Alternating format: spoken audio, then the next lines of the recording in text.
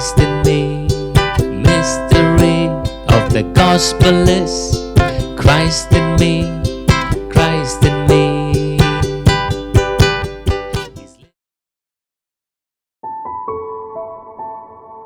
What is Good Friday? The day when Jesus was crucified. Who crucified Jesus?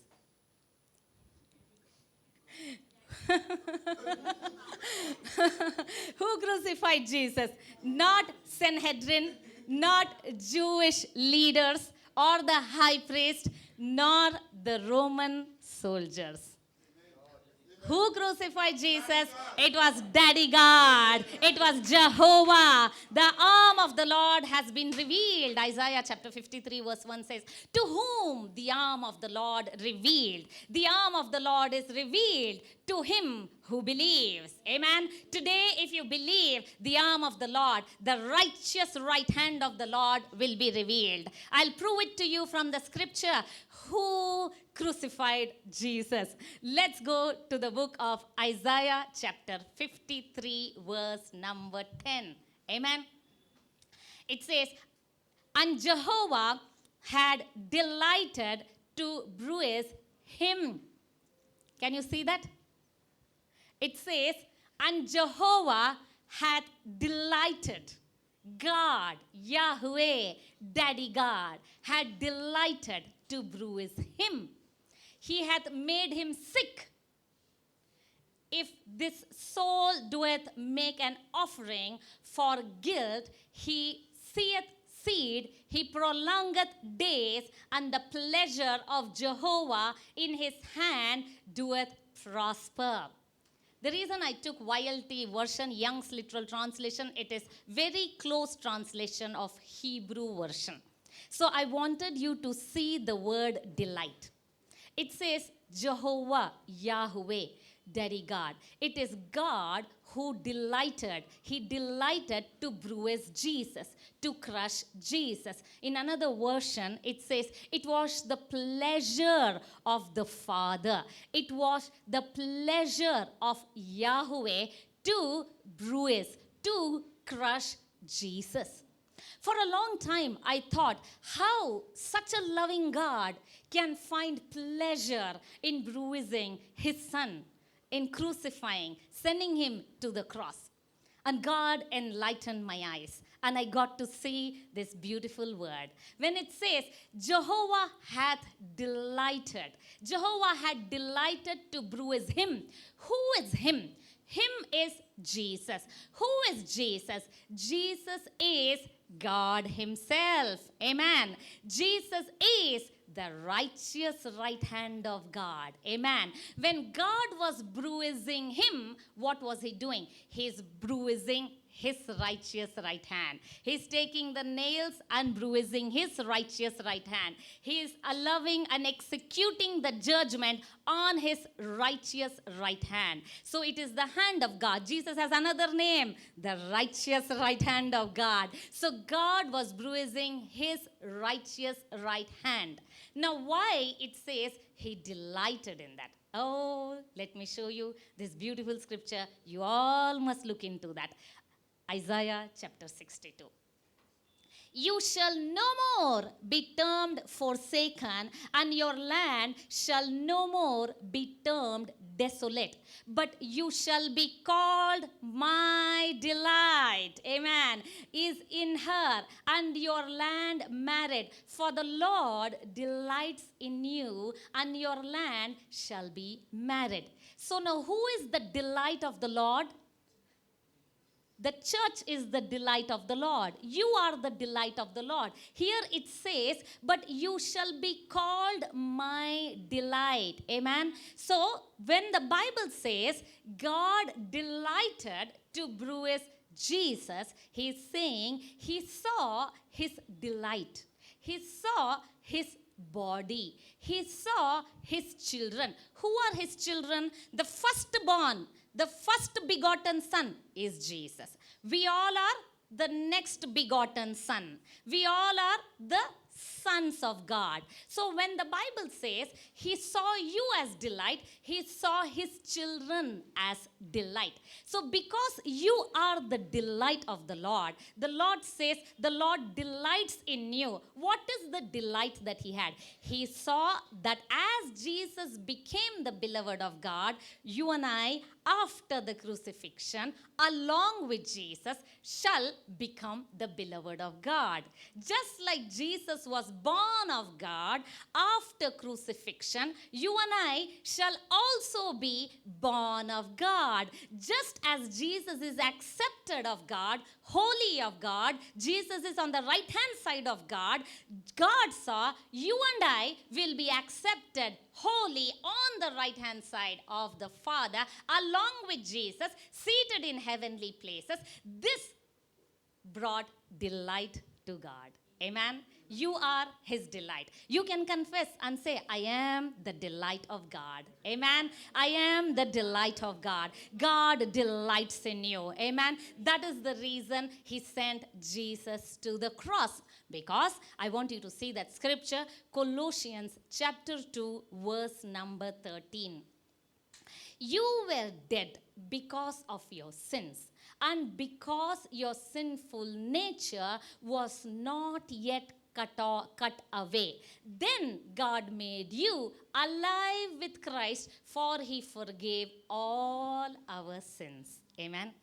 It says that you were dead in sin. That means you had given your authority to Satan. You had obeyed Satan. By obeying Satan, you became slaves to Satan, and you became children of Satan in the Garden of Eden when Adam and Eve fell. That is the thing I am talking about. So from then on, when Adam made a decision to rebel, when Adam ate that forbidden fruit, when Adam obeyed Satan, he became slave to Satan. And Adam had inflicted on himself spiritual death and physical death. Adam brought on himself and his offspring, all the offspring, the entire world, all of us.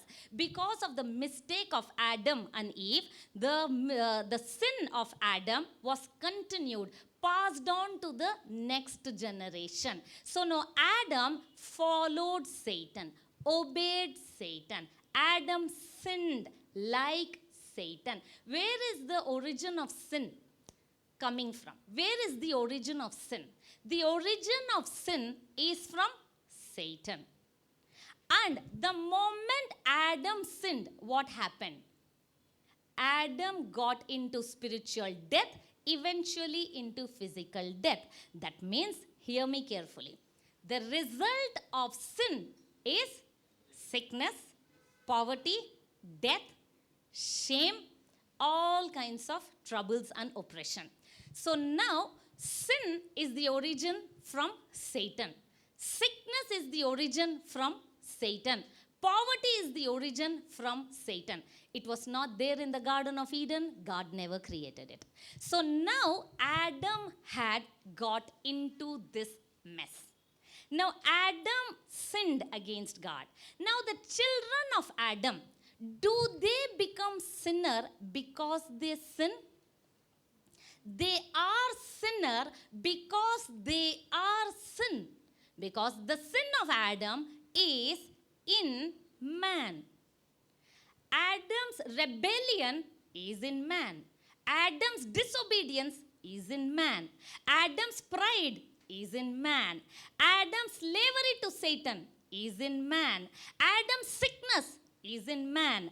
Adam's poverty is in all mankind. Are you clear? Now, this is the state of man. So, to explain and illustrate this for a common man in a very simple language, I thought I can have one illustration for all of you to understand. Today, if you can understand why it delighted the Father to bruise the Son and what exactly happened on the cross. If you can see Isaiah chapter 53, if you can see, may the eyes of your understanding be enlightened this morning. Amen. So if you can see, You are done away. You are through with sickness. You are through with poverty. You are through with shame. You are through with all that Satan's lies that he's putting on you. So I want you to see. May your eyes see this morning. So the illustration. So let me have a person as Adam. The children of Adam. You and I. Representing you and I. This is great grandson of Adam. You and I. So what are we? We have in us sin. We had, now we are new creation. A person who's not saved, I'm talking about. Sin, sickness and poverty. This was part of man. This is part of man even today. A man who has not received Jesus. Because of Adam, he is not a sinner because he sinned. He is sin.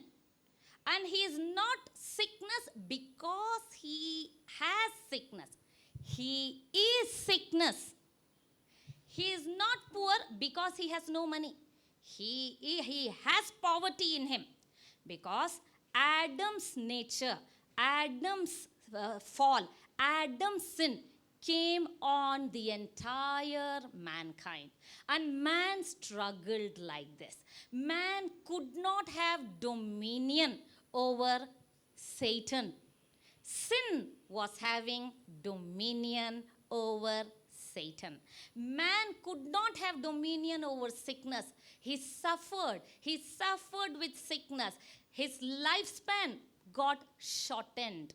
His length of days got shortened. It started mutating. It started altering the DNA. His thoughts kept altering. And the diseases which are named and yet to be named started coming on mankind. Man is suffering. Creation is groaning at the weight of sin, at the weight of what Adam has done. So this was the situation. This was the scene of everyone. We all were under the dominion of Satan. I said we were under the dominion of Satan. That means Satan and sin cannot be separated. And sin and sickness cannot be separated. So we were under the dominion of Satan, sin, sickness. Now this was the state of man. So God in his mercy, God in his goodness, what he did, he sent his beloved son. The word became flesh. And the word which was there in the beginning, the word was God. And the word came and the word dwelt among us. He is the exact representation of God. This is Jesus. This is the incarnation of God. This is the manifestation of God. So now I see that Jesus has come. Now why Jesus came? Jesus came to deliver this man. Jesus came to deliver him from the dominion of sin, from the dominion of sickness. And this man was not even aware that he is sinning. He is not even aware between right and wrong. So what God did? God gave him laws through the hand of Moses. Leviticus chapter 26. You can see that scripture. Now God has given him laws because he is not aware. Can you see? These are the statutes and judgments and the laws which the Lord made between himself and the children of God. Say, I represent here God the Father. Now God gave laws to this man. In between, what is there in between God the Father and man? The laws, okay? Because he's not even aware what is right and wrong. And he's comparing his sin with the other sin and saying, I am better. So now laws are given. Now I told you, Jesus has come. John chapter 1 verse 14. Jesus has become flesh. Now that Jesus has come into the scene, Jesus came to take our sins. Jesus came to die for our sins. Jesus is perfect. Jesus is holy. Jesus knew no sin. Jesus did no sin. In him there is no sin. Now Jesus goes to the cross. Now when Jesus goes to the cross, can you see Jesus is taking the place of Adam. He is the last Adam. He is the first Adam. Now, last Adam is taking the place of first Adam. Now, on Jesus, on Good Friday, you see sin. This is on Jesus' body. On Jesus' body, you see sickness. On Jesus' body, you see poverty. God laid the sickness of man on the body of Jesus. God laid the sin of man on the body of Jesus. God laid you. God laid this man on the body of Jesus. Understand this. Now you are able to relate to that scripture. Galatians 2:20. I no longer live. I was crucified with Christ. When were you crucified with Christ? For a long time, I was not able to relate to that scripture. I was thinking, God, when I was crucified, how I was crucified. So, 2 years back, I got this revelation and I understood. When God put my sin on Jesus, when God put my sickness on Jesus, God laid me on Jesus. When Jesus was crucified, Jesus was crucified with our sins. Jesus was crucified with our sickness. Jesus was crucified with our poverty. And we were crucified with Jesus. Amen. In Isaiah chapter 53 says, his visage was marred.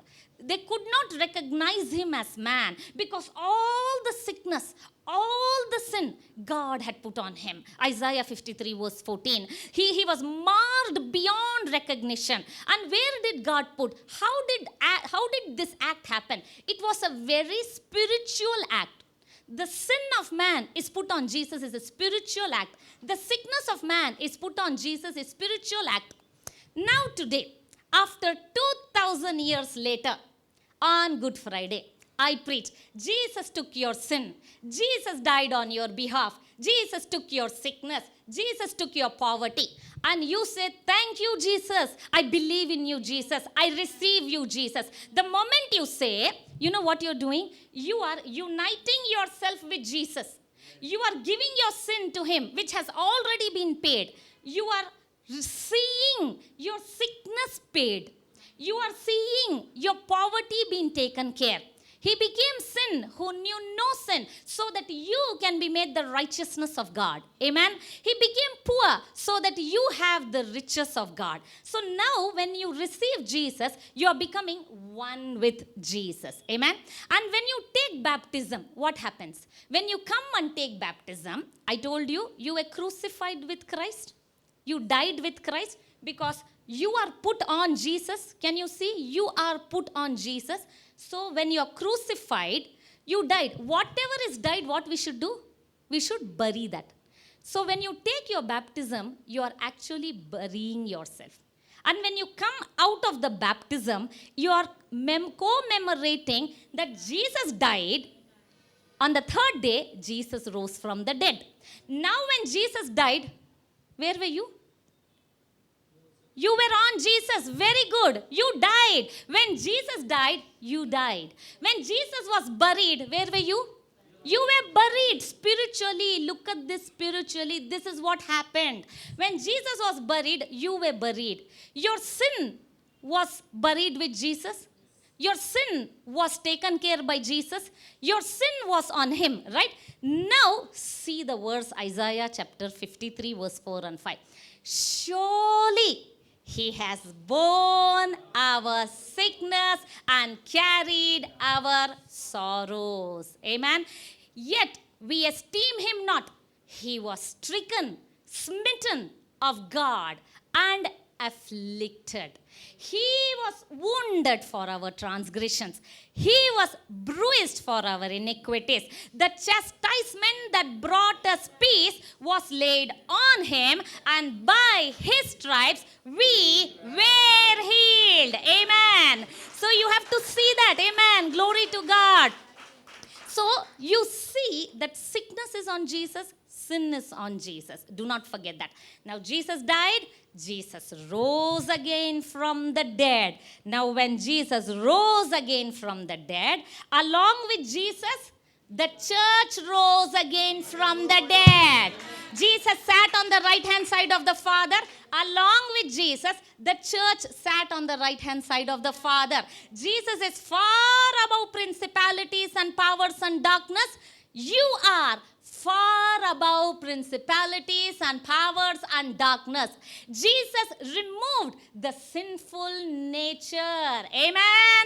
Jesus removed the sickness. Amen. Jesus removed poverty. Amen. There was a divine exchange on the cross. You gave your garments of stain, and he gave you the robe of righteousness. Amen. Today you are without stain of sin. Today Jesus is giving you his righteousness.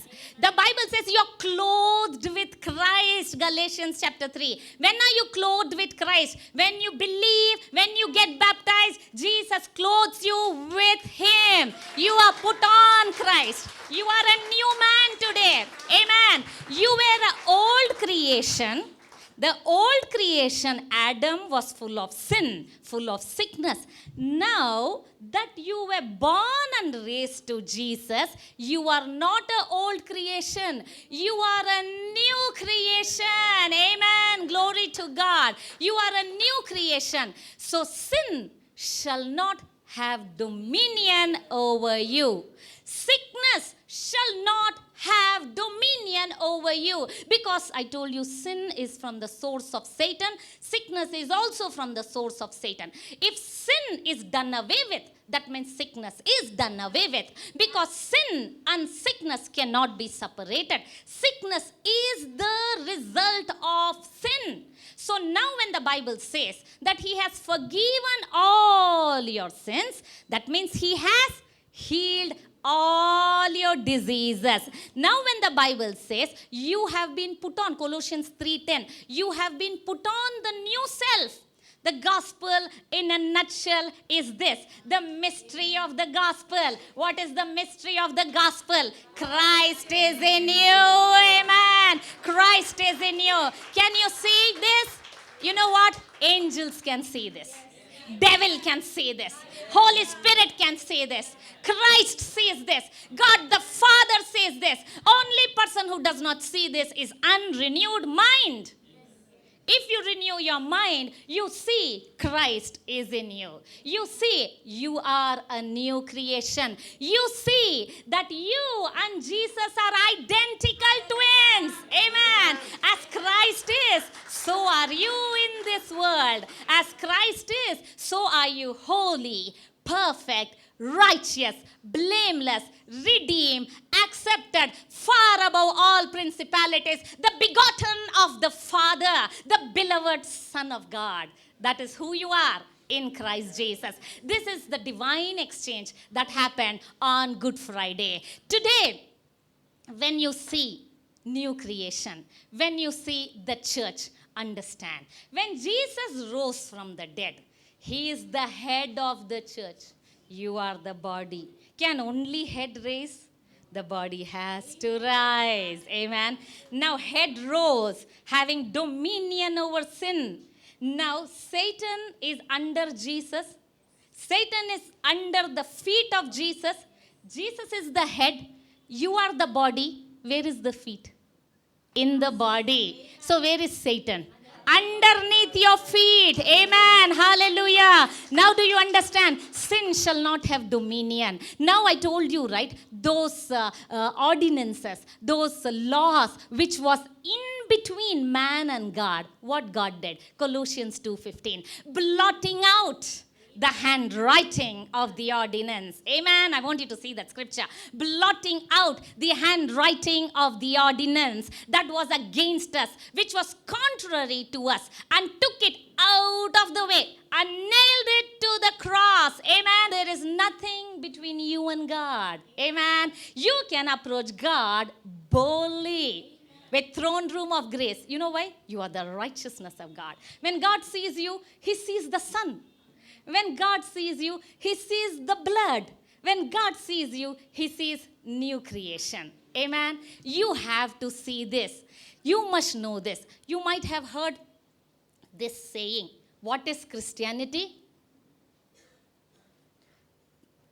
People say Christianity is following Christ. Let me give you a new definition. It is a very old definition, but let me reveal that to you this morning. Christianity is not just people following Christ. Christianity is Christ in men today. Amen. Christianity is Christ in you today. Amen. That is Christianity. What is the body of Christ? Christ in you. That is Christianity. Christ died so that he can live in you. Christ died so that he can reign through you. Christ died so that he can destroy the works of the devil again and again. 1 John chapter 3 verse number 8 says, for this reason Son of God was manifested to destroy the works of the devil. Today, where is Son of God? In the body of Christ. Now what you should do? You should continue to destroy the work of Satan, because you have no dominion. Sin shall not have dominion on you. Sickness shall not have dominion on you. So God cannot see sin and sickness on you. Jesus became sin substitute. Jesus became sickness substitute. Jesus became poverty substitute. Amen. So today you are whole. Today you are healed. Today you are blessed. Continue to see this and do not stop seeing this. Do not stop believing this. Now, where are you seated? On the right hand side of the Father, along with Jesus. Devil will come to shake the chair. Having done all, stand. It's not physical standing. It is holding the seat. I am seated.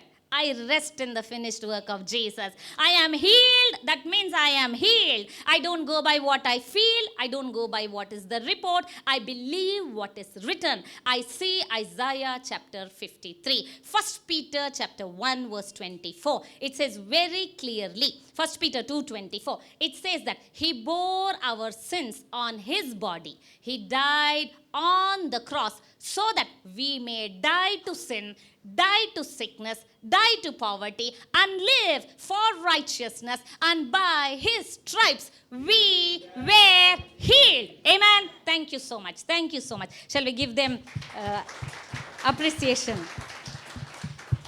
Thank you. This is exactly what happened on Good Friday. On Good Friday, God has done such a powerful work. That work, we call it as finished work. Amen. Now, if you go back and say, I am sick, that means where are you? You are a old creation. If you go back and say, I'm not able to overcome that addiction. I'm struggling with short-temperedness. I am unable to overcome. What are you saying? God's word is lie. God said, sin shall not have dominion on you. Short-temperedness shall not have dominion on you. Sickness shall not have dominion on you. It cannot lord over you. It cannot dominate you. You are not old creation. You are new creation. This is your position on the right-hand side of the Father along with Jesus. Don't shift your position. You cannot physically, spiritually shift your position. You cannot. But where are you shifting? You are actually shifting your position in your mind, in your sense. Your mind is being tricked. Your mind is unrenewed. Now that you are a new creation and you are holy and righteous of God, does that mean you will never sin? Because you might have this question. Pastor, I have made Jesus my Lord, but still yesterday I lied. I did a sin. What does that mean? That means you are not yet renewed in your mind. Because your mind does not know who you are. Because what you behold is what you become. You are not beholding that you are new creation. Because you are beholding your old creation, the sinful nature of old creation is coming out in your body. When you continue to behold that you are new creation, it cannot come. It cannot rule you. Amen. Now when I told sin, Jesus has forgiven you of your sins, we all believe. We are forgiven generation. We are forgiven forever. We have no problem to believe that. In the first century, when Jesus healed people, when Jesus healed that 4 friends brought him from the roof, and Jesus healed that man and he said, rise up, take your bed and walk. All the Pharisees asked this question to Jesus. Who is this? Who is forgiving sins? Jesus first told him, your sins are forgiven. Then he said, take up your bed and walk. The moment they heard Jesus told your sins are forgiven, these people, Pharisees, told, who is he who's saying your sins are forgiven? Today, the body of Christ, we have no problem. Our sins are forgiven. We are forgiven generation. Very easily we believe. But do we believe that he not only forgave our sins, he healed all our diseases? See the opposite. We believe that he forgave, but we don't believe that he healed. You must see this. You must see on the cross, the law was crucified. On the cross, sickness was crucified.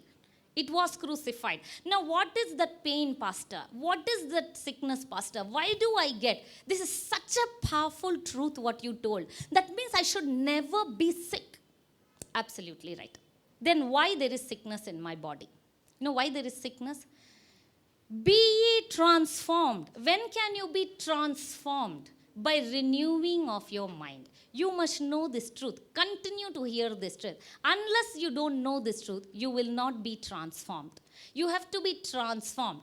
There are hindrances to healing that I see in the body of Christ, so prevalent. Let me explain it to you. I have to give you solution why after such a powerful thing happened on the cross, the body of Christ is still sick. The body of Christ is still in bondage. Why? This is my personal observation with the walk in the Lord and my studying. I found hindrances to healing. Number one hindrance that body of Christ has been believing is God puts sickness. People think God puts sickness. Thank God we don't believe that. If God puts sickness, then why did Jesus come and die? For your sickness. Why did he bore your sickness? It says he bore your sickness. He bore your sin. So why did Jesus do that if God puts sickness? If God put sickness, then why did God send his son and it delighted the Father to bruise him?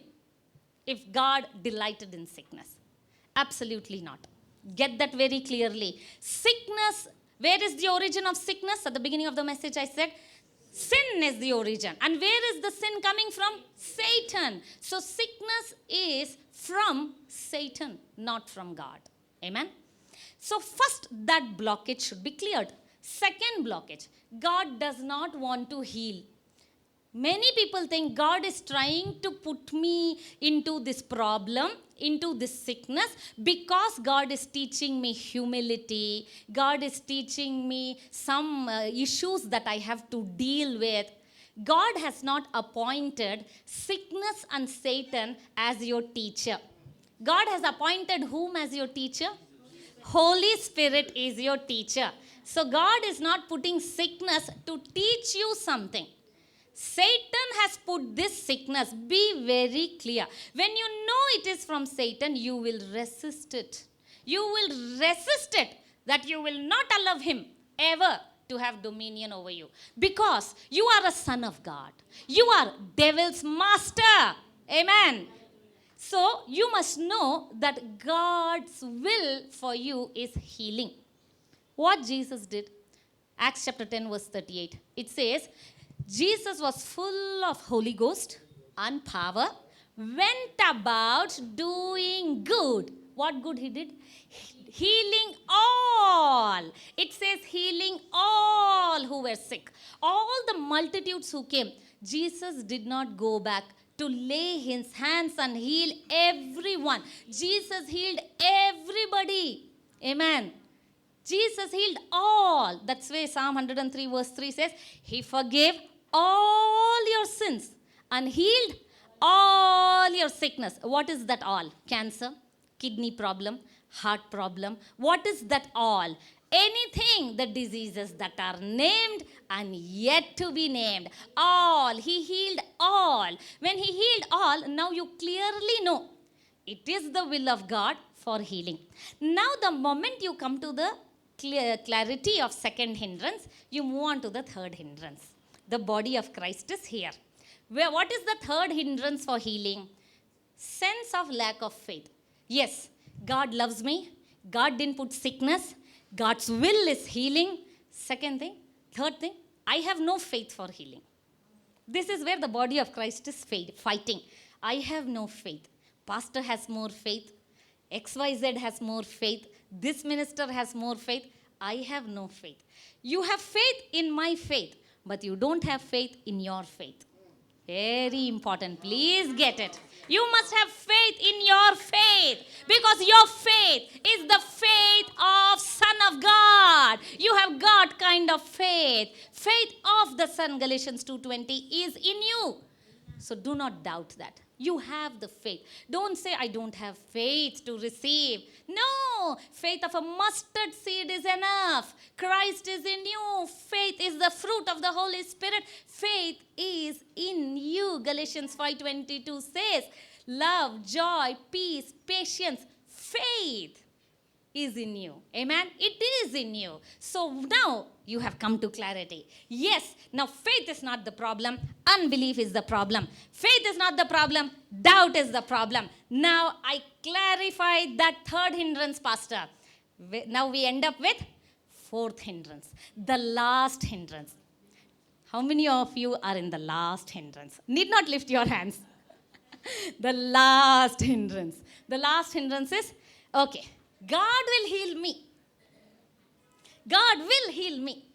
I will be healed. I confess 100 scriptures, I will be healed. I will take Holy Communion for 1 year, I will be healed. Hope. Anything in future is hope. Hope is a beautiful delusion that Satan has given to the church. Satan has replaced your faith with hope, which is very similar to mental assent. Now, let me explain to you what is hope and mental assent. Please get it, church. This is where the majority of the church, which believes in the finished work of the cross, are still in the hindrances of healing in the fourth category. We are waiting. God will heal me. What is mental assent? Believing whatever preacher is saying. Yes, Pastor, I believe he surely carried my sickness. I believe he surely bore my disease. I believe by his stripes I will be healed. I believe. It is not I will be healed. By his stripes I was healed. Amen. So when you believe, mental assent. I believe the word of God. You believe. You believe the truthfulness of the word, but are you acting on the word? When you don't act on the word, it becomes mental assent. Please understand. How do I know a believer is believing? How do I know that you are believing what I have taught you? When I see your action. Faith without action is dead. When there is no action, it's mental assent. I believe there is power in Holy Communion. I believe there is power in the blood. I believe in the name of Jesus I cast out demons. Act on the word. Then why don't you go cast out demons? Why don't you command your body to work? If you're not able to move your leg, come on, get up and do Bhangra dance. Because you should believe that you are healed. If you say it's paining, let me sit down, that means mental assent. If you say, no, I am sick, let me continue to lie down for some more time. I cannot attend the church today. Yes, I am healed, but let me lie down.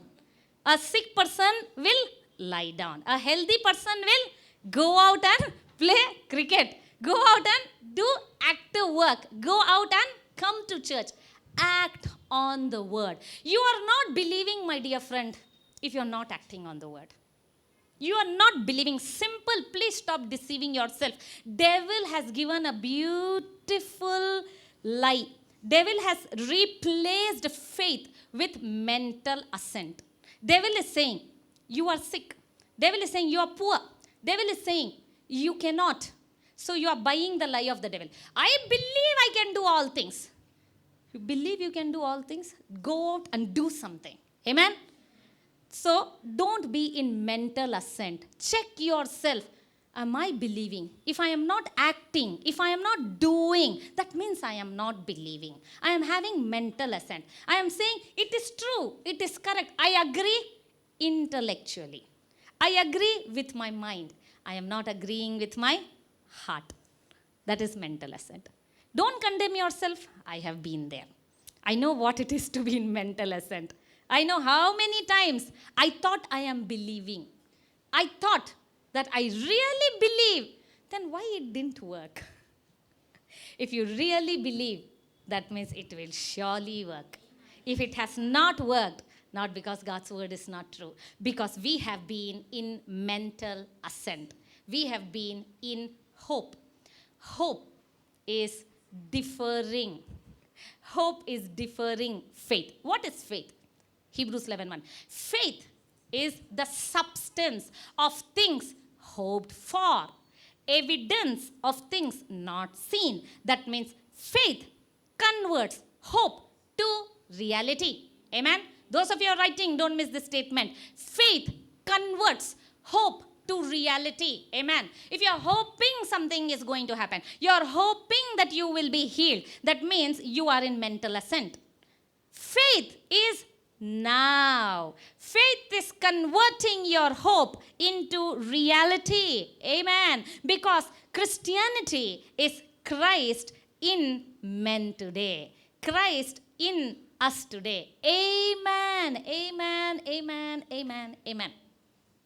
This is the truth. If you eliminate all these hindrances, you see what I see. You see that he took the law and blotted out. You see that he nailed it. You see sin was crucified. You see you were crucified. You see your sickness was crucified. You see this and you take it at his word. God's word is so powerful. God's word is very high on his integrity. When you speak his word, when you believe his word, the entire throne of Jesus is backing that word because he is that word. This word is living word. This word is active word. When you believe and when you speak, you know what? It mixes with your power in you, the Holy Spirit, the faith in you, and it produces instant miracles.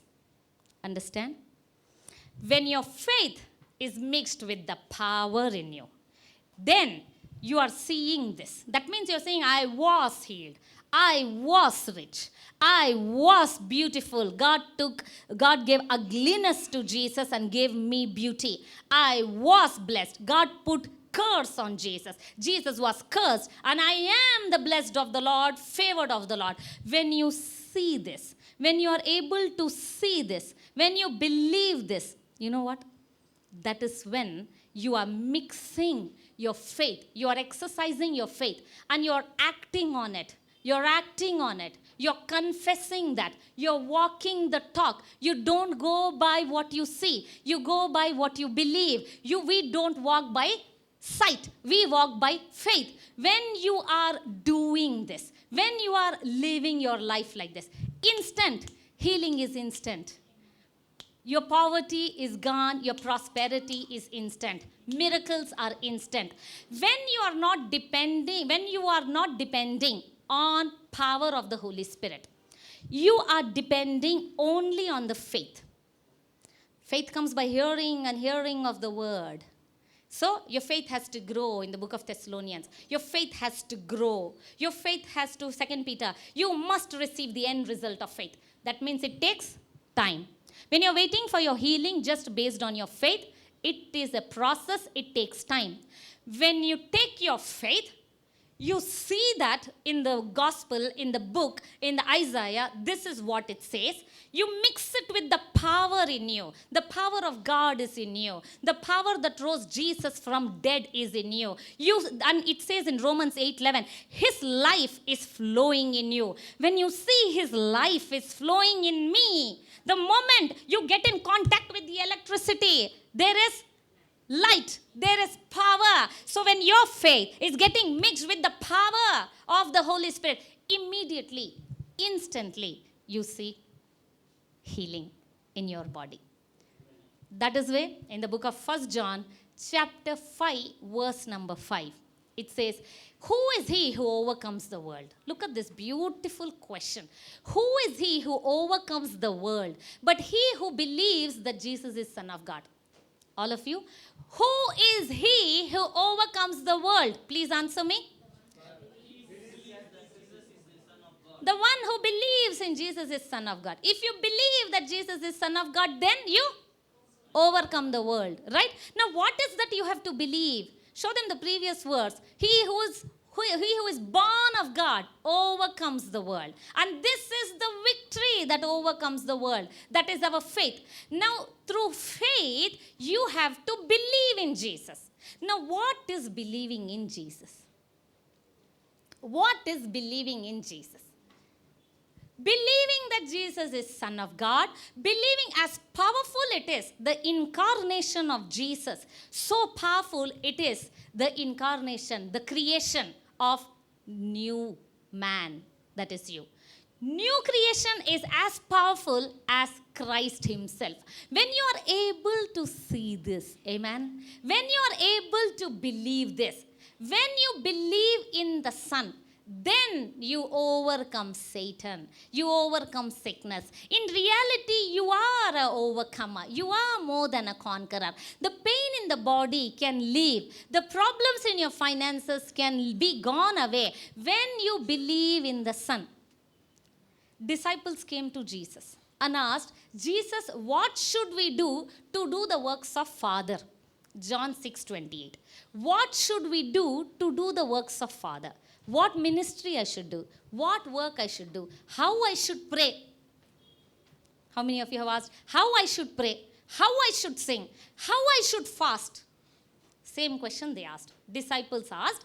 They asked him, what are we to do so that we may habitually be doing the works of God? Did you all see the question? Do you all want to know the answer? What you should do to do the works of God? Shall we see? See the next verse. Jesus told them, this is the only work God wants from you. Believe in the one he has sent. Amen, amen, amen. Now do you understand when I say it is not your prayer that gives healing? It is not your prayer that makes you rich. What am I trying to say? I am not telling you not to pray.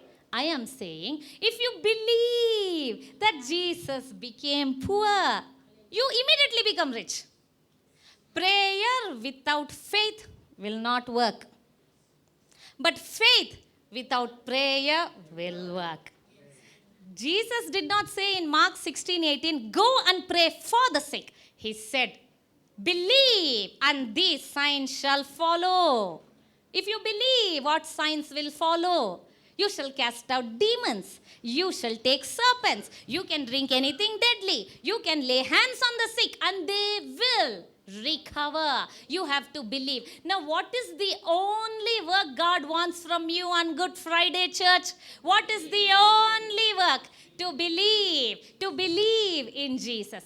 Now, when you say, I believe in Jesus, to what degree you believe?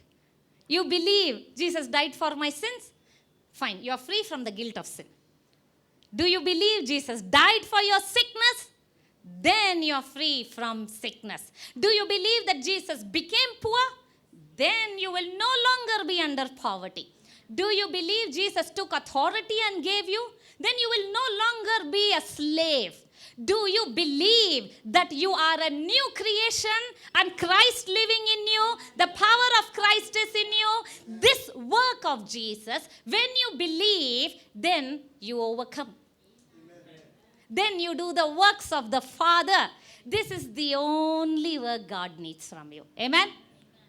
Is Jesus telling, pray for 40 days, then everything is fine?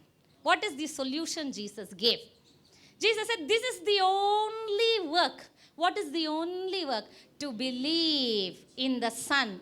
To what degree you believe the Son? I'm again repeating that. You must get what I am trying to say. To what degree you're believing the Son? How much do you believe the Son? How much you believe, that much will be manifested. In which area of your life you believe, in that area you will see difference. Amen? So this is the work of the Father, to believe in the Son. Shall we thank God and say, Daddy God, thank you for this amazing work of Jesus. Thank you for what you have done. Today we can see we are new creation. Today we can see, Daddy God, we are accepted, beloved. We are accepted forever. We are in Christ and Christ is in us. We have put on new man. We are clothed in Christ. So sickness, sin, poverty, weakness, negative thoughts, addictions shall not have dominion over new creation. Amen. We believe you were blessed by this message. Our vision is to make known the mystery of the gospel, which is Christ in you. You can be a blessing by partnering with Priya Abraham Ministries to share this good news. To partner, visit priyaabraham.org/partner.